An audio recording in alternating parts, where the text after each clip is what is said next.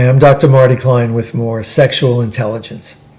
You know, in every generation, there are sexual things that people are not supposed to discuss. When I was young, polite people never said menstrual cramps or period in public. On TV, married couples slept in separate single beds, and you couldn't say the word pregnant. On the beach, seeing pubic hair sticking out of a woman's swimsuit was thrilling, but everyone had to pretend it didn't exist. Medical school textbooks omitted the clitoris. Hollywood films were forbidden from showing tongue kissing or even implying the existence of oral sex. Now, of course, none of those words or images are off limits. We are allowed to see and hear them. But today, there's a new set of sex-related words and ideas considered so dangerous that they're not supposed to be discussed.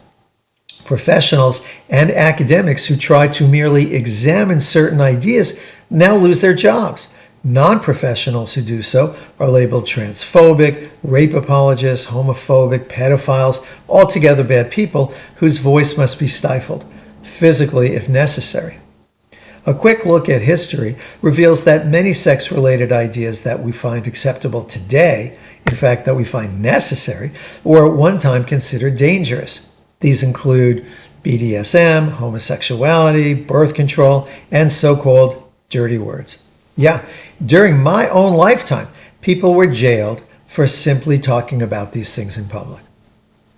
What sexual conversations are taboo today that will in the future be considered not just acceptable, but maybe even necessary?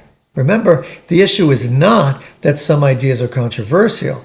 It's that they are increasingly considered dangerous and undiscussable. So, conversation number one. Why am I expected to announce my pronouns in public? In more and more situations, such as email footers and corporate meetings, people are expected to announce their pronouns.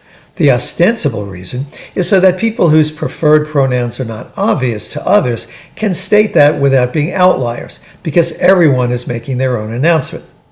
A second reason we supposedly should do this is to signal that one is supportive of transgender and non-binary people.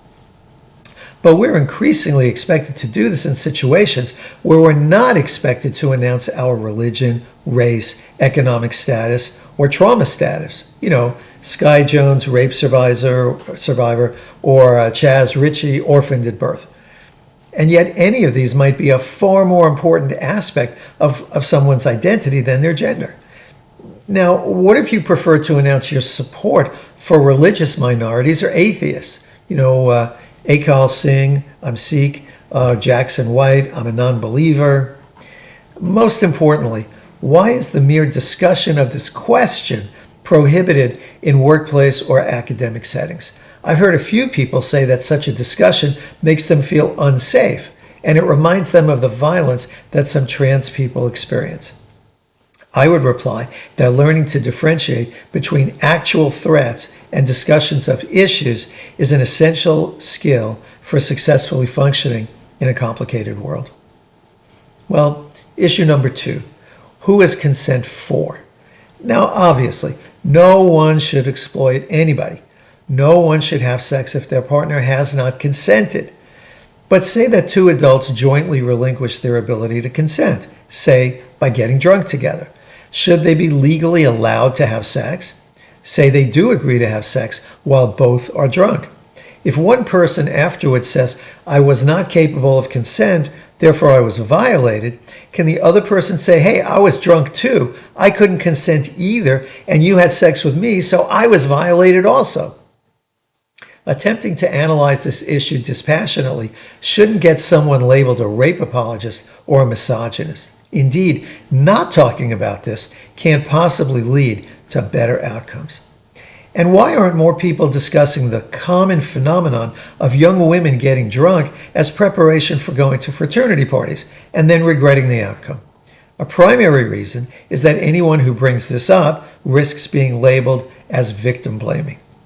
You know, when someone is hurt in a car accident and it isn't considered victim blaming to point out that they weren't wearing a seatbelt, what's up with that? And no one says that people researching this issue are in favor of aggressive drivers mutilating other drivers. Well, conversation 3 that we really should be having is asexual a sexual orientation? Can anyone simply declare their personal configuration and orientation? What if it's a bunch of people? What's the threshold of social acceptance for a new orientation? The same can be asked about demisexual, gray sexual, and dozens of other new alleged orientations. What is sexual orientation anyway? Sparked by the gay liberation movement of the 1960s and 70s, the very nature of sexual orientation was publicly debated continually. Is bisexuality real or just ambivalent? If a woman likes to be spanked during sex, can she be a feminist? Such stimulating conversations were seen as signs that these issues were being taken seriously, not as some existential threat. No one back then dreamed that they'd be told to stop asking questions one day. Conversation number 4. Doesn't rejecting male or female gender identification reinforce gender stereotypes? Now, I'm of course sympathetic toward anyone who feels constrained by the roles traditionally assigned to men and women. The feminist movement of the 1970s reset society on a path toward more equal opportunities and more psychological equity. We've all learned that women can be astronauts, men can cry, and listings for job openings don't need to be segregated by gender. Yes, they used to be. Women can marry women, men can adopt children, and a growing number of states don't require a gender on your driver's license. While we still have a ways to go, most Americans have enjoyed the benefits of radically reduced social expectations based on their perceived gender. So if a man can be anything and a woman can be anything, that should be sufficient for someone who rejects the constraints of traditional gender roles. One could even argue that if you want to finish the social project of destroying gender roles, include as many different kinds of human in man and in woman as possible. And soon the two categories will have no meaning beyond genitalia, which is what many of us desire. Why are we told that we shouldn't discuss this? The rigidity of no one should talk about these things has turned off a large segment of the public who don't have a strong position on most of these issues.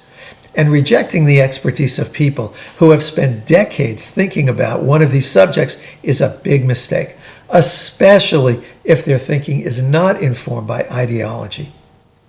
Important, complex issues deserve the perspectives of people other than those who feel marginalized. Being marginalized is not the only source of expertise in discussing any issue, and often provides very little expertise. Pain does not confer expertise, only opinion. Ironically, the very question of what constitutes expertise is one that some people think should not be discussed. That only marginalized communities get to define expertise about issues they value. History shows that such narrow-minded taboos don't lead to smart thinking or safety for anyone. Meanwhile, careers are being destroyed, knowledge is being discarded, and fear is undermining intellectual institutions. Just as physicians are increasingly declining to perform abortions, researchers are increasingly declining to study exactly what society needs to understand better. And that's dangerous for all of us. I'm Dr. Marty Klein. Thanks for joining me. If you like this, then click subscribe, click like, and if you also want to, you can check me out on Instagram. Lots of wisdom, I'm told. And you can also check out my website, www.martyklein.com. Thanks for joining me.